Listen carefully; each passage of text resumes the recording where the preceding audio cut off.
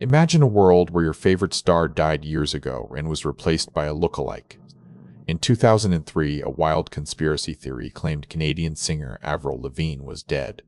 This bizarre plot originated on online forums in 2011, suggesting Lavigne committed suicide right after her debut album.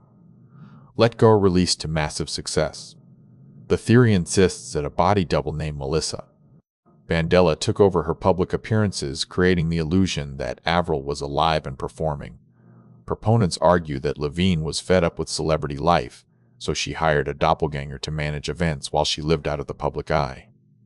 The timeline is crucial here. By early 2003, her album had already hit number 2 on the Billboard 200 list and became one of the best sellers.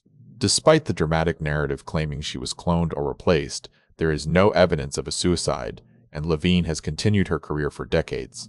Ultimately, this story remains a fascinating piece of internet folklore rather than fact, highlighting how quickly rumors can turn into digital legends. Whether you think it's true or just a crazy story, what do you believe happened to Avril Lavigne? Let us know your thoughts in the comments below.